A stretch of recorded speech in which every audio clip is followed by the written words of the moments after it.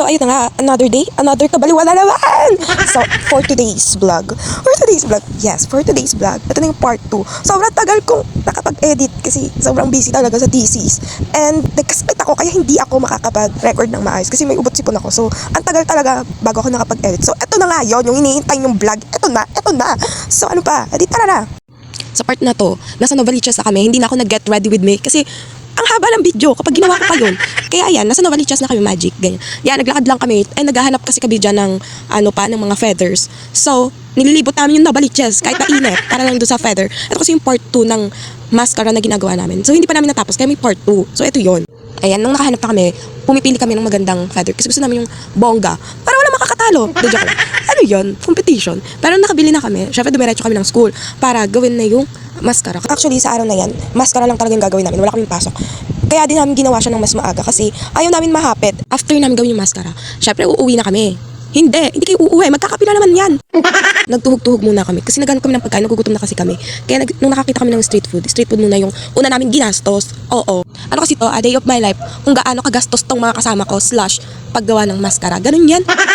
Kasi hindi yan natatahimik sila sa isang pwesto. Kailangan pupunta kami sa kung saang mayroong magandang coffee shop. Kaya nakikita nyo, bumabiyahe kami, nakabas kami. Tapos pupunta kami ng Nita Coffee. Nita yun, alam ko. Oo, pero masarap naman siya. So dyan, nakikita nyo, si Sadness na kami. Kasi kulay blue yung nasakyan namin. Tapos, ang layo pala. Parang sa pamasahe pa lang, ubos na yung pera mo. Pero kahit na, ayan, in-enjoy ko na lang yung ilaw. Kasi ganyan yung nararamdaman ko, sad. Sad ako kasi mauubos na naman yung pera ko dahil sa kanila. Ang layo! And tinandaan ko na lang yung kasabihan na you only live once. Kaya, ano pa, edi sasama ko para gumala din. Kasi gala din naman ako. Alam mo na magbukbuk ako sa bahay, di ba? So sumama na lang ako kahit na medyo ang sakit sa bulsa. Ganun. Pero sige, hanggat kaya, go, gagala.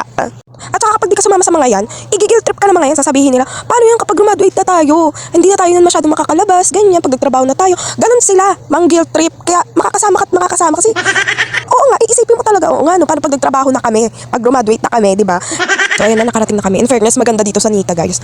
And very affordable naman siya sa mga student kagaya namin. Pumunta na kayo, sa ano lang to, malapit sa Novaliches. Ganon. Ayan, maganda siya, very cozy. Tsaka malamig yung aircon and masarap din yung coffee nila. So, ayan yung mga in-order namin. And then may price, ganyan. Tapos, sa kasamaang palad, si Bakla wala pa sa kalahati yung kape niya, natabig. Naglalaro kasi kami ng Uno. Natabig ko yung kape ko. Eh di natapon sa akin lahat. Eh di para ako naligo, di ba? Naligo ng kape yan. Kalahati ng biti ko may kape. Nakaputi pa man din ako. Napakaswerte talaga ng babae na yan. Todo sorry tuloy ako doon sa mga crew kasi grabe yung messy na nagawa ko. Uy, kahit masama naman yung ugali ko ng onte. Nagsasorry naman ako kapag kasalanan ko, ha. Nagsasorry talaga ako kasi grabe yung kalat sa may side. Sobrang lala. Lahat buhos, ganun. Kaya ayun. And sayang yung kape. Pero okay lang, at least nakainom naman ako ng kape, di ba? At least nakainom ako.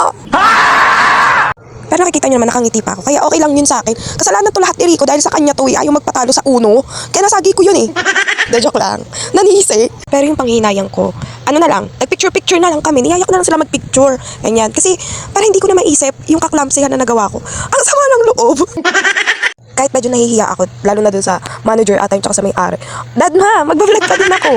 Pero okay, mababait din naman kasi sila. And ayun, sorry po ulit sa nagawa ko. Kala wala ka na kasalanan. Kaya kami mga nakatayo dyan kasi yung kay Mama Marie naman yung muntik matapon ng mga above na to, napaka-clumsy. A few moments later.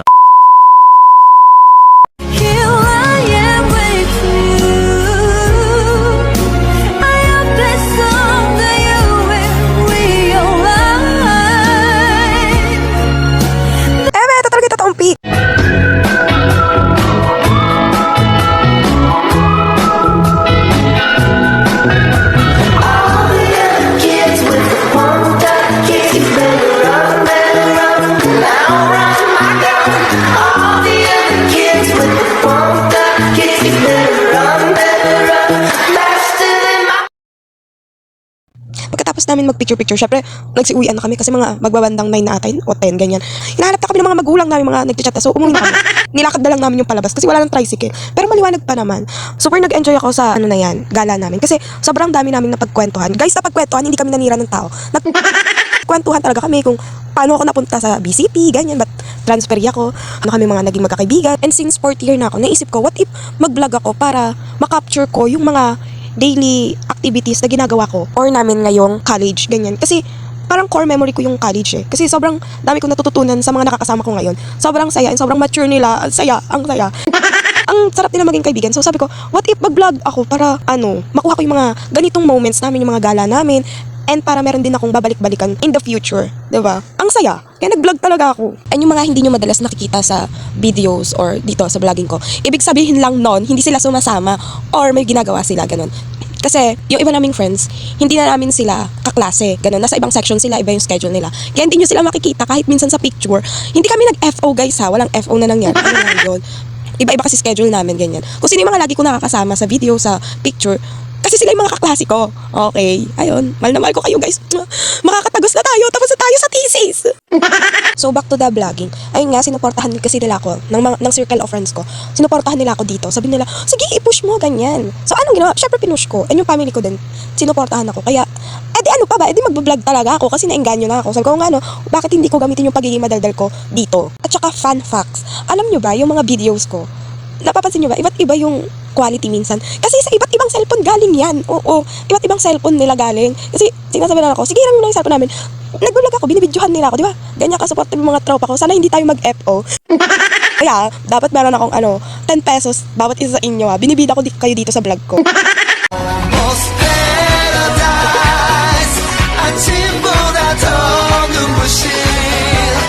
Anyways, ayan nga, hanggang Egypt pinagtatawanan nila ako kasi kitang-kita yung mapa ng kape sa binti ko. Dugyot yarn. Talagang sa iba't ibang cellphone talaga. Iba't ibang angle yan, 'di ba? Yung isa niloloko pa ako, okay lang daw yan na may mancha. Maganda naman daw ako. Mama Marie, wala akong 20 ha. Huwag mo akong Mama Marie. Sobrang saklap talaga kasi hanggang medyas ko talaga yung mancha niya, be. Alam niyo bakit ganyan na yung dinanas ko yung itsura ko? Nakarating pa kami ng Jollibee kasi niyaya nila ako, kakain daw kami bago magsiuwi para daw busog kami, matutulog na lang.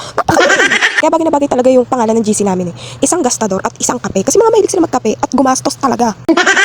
Anyways, pagkatapos namin kumain, mga nagsiuwian na rin. At pagkarating ko sa Sandigan, walang jeep. Anong oras na yung mag-aalas 11? Ganyan. So, nag-joyride na lang ako. Pasensya na rin sa boses ko kasi hindi pa ako magaling. May sipon pa rin ako. So, hanggang dito na lang ang aking vlog. And please, like, share, and comment. Ang hindi gumawa nun ay pangit. De joke lang. So, hanggang dito lang. Bye-bye! Mwah!